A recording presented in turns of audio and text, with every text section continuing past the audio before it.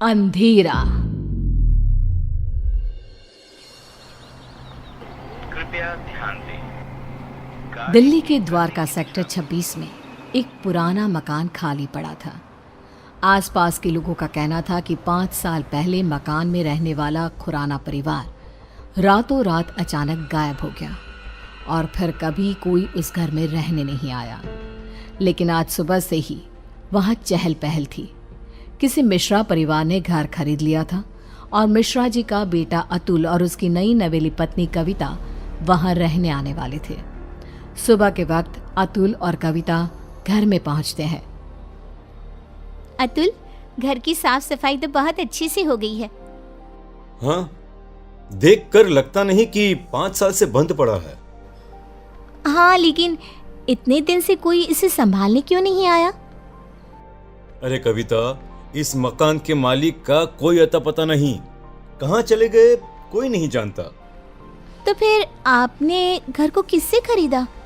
मकान मालिक के कोई दूर के रिश्तेदार हैं, बहुत कम पैसों में बेच रहे थे तो मैंने खरीद लिया। जानती हो ना, दिल्ली में जमीनों के भाव कितने हो गए हैं। हाँ, लेकिन कोई गड़बड़ तो नहीं है ना? नहीं बाबा, ऐसा कुछ नहीं है। अतुल बाथरूम में नहाने जाता है और कविता किचन में। तभी उसके हाथ से स्पून गिर जाती है। जैसे ही कविता स्पून उठाने के लिए नीचे झुकती है, उसे किचन की शेल्फ के नीचे किसी की आंखें नजर आती है। कविता चीख कर बाहर की तरफ भाग आती है। अरे कविता, कविता क्या हुआ? अरे तुम ऐसे चिल्ला क्यों रही थी? क्या हुआ? वहाँ अलमारी के नीचे कोई है। अतुल नीचे झुककर देखता है और घबरा के पीछे हट जाता है। मैंने कहा था ना, कुछ है वहाँ पर।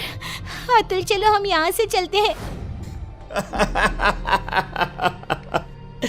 तुम भी ना कविता, वहां कॉकरोच है और कोई भूत नहीं है। एंड आई नो तुम्हें कॉकरोच से कितना डर लगता है। अतुल, मैं सच कह रही हूँ, वहाँ कॉकरोच नहीं बल्कि कुछ और था। किसी की आंखें। मुझे डर लग रहा है, मैं यहाँ नहीं रह सकती। अतुल कविता की बात नहीं सुनता और रात होने की वजह से कविता को सोने के लिए कहता है। डर की वजह से कविता को नींद नहीं आ रही थी।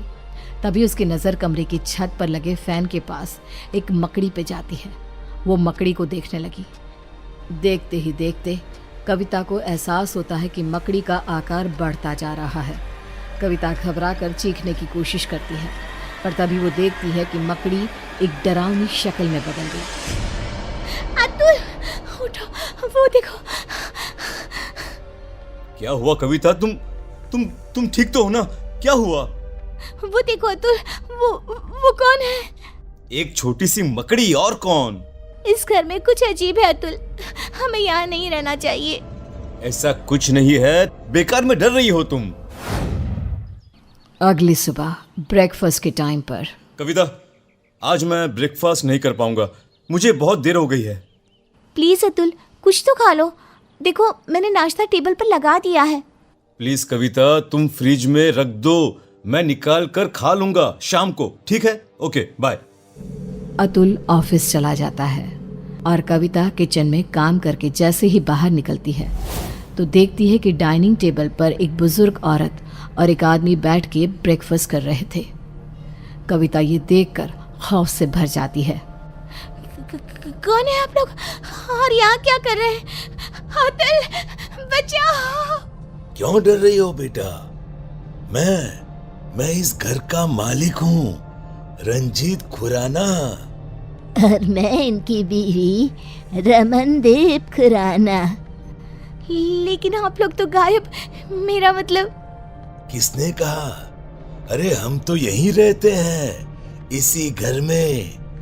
वो देखो, हमारे कपड़े, सारा सामान सब तो है। लेकिन बेटा, जब से तुम आई हो ना, हम बड़े खुश हैं। अकेले पड़ गए थे ना। कविता ने चारों तरफ देखा और वो हैरान रह गई कि घर में खुराना और उसकी बीवी के कपड़े और सामान नजर आ रहा था। कविता घबराहट की वजह से दरवाजे की तरफ बढ़ती है ताकि वहां से बाहर जा सके। तभी एक यंग औरत उसके सामने आ जाती है। कहाँ जा रही हो? मेरे मम्मी पापा ने कहा ना कि वो अकेले हैं, उनका ख्याल कौन रखेगा? कौन है आप सब? कौन है? जाने दीजिए मुझे। मैं इनकी बेटी हूँ ना, क्या करूँ? मैं तो मरने के बाद इनका ख्याल रख नहीं सकती। अब तुम्हें ही ये काम करना होगा ना। हेल्प, कोई बचाओ मुझे। कविता भागती है और अपने कमरे में जाकर एक कोने में बैठ जाती है। पूरा दिन वो एक जगह बैठी रहती है। शाम को 5 बजे अतुल घर आता है और कविता को ऐसी हालत में देखकर परेशान हो जाता है। क्या बात है? अरे तुम यहाँ ऐसे? तुम्हारी तबीयत खराब है क्या? क्या हुआ? वो अतुल खुराना और उसकी बीवी यहाँ इस घर में। कौन खुराना? कविता, ये क्या बहकी बहकी बातें कर रही हो तुम? इस घर के मालिक अतुल वो यही है, इसी घर में। मैंने उन्हें देखा है और उनकी बेटी भी।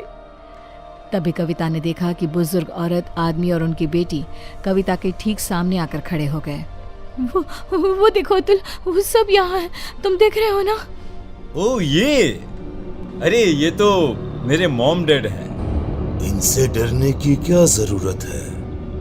चलो अब उठो, डिनर बनाओ सबके लिए।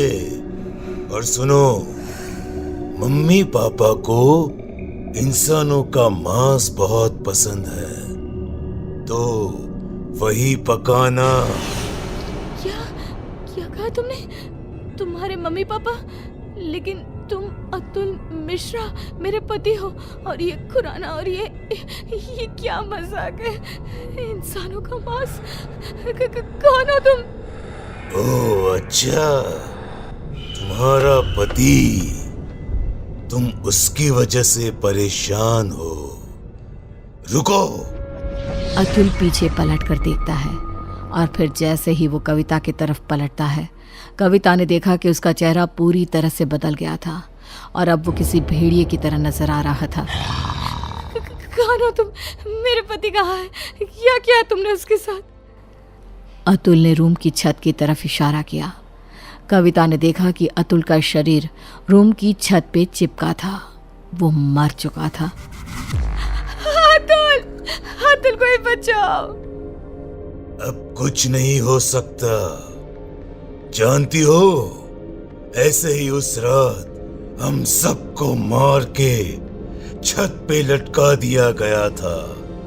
क्या गलती थी हमारी और मेरे परिवार की? यही इसी फैन के पीछे हमारी डेड बॉडी छुपा दी गई, फॉल सीलिंग करवा के, ताकि किसी को पता ना चले।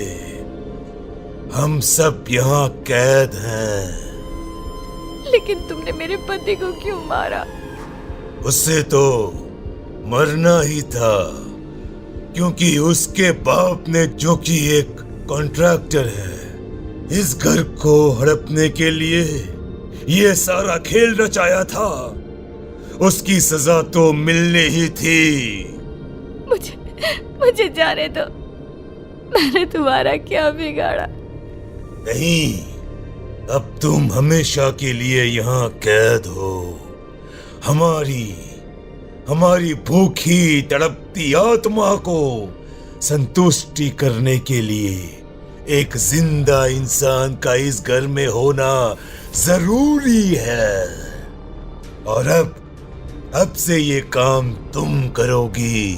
किसी को पता नहीं चलेगा कि तुम कभी यहाँ आई भी थी।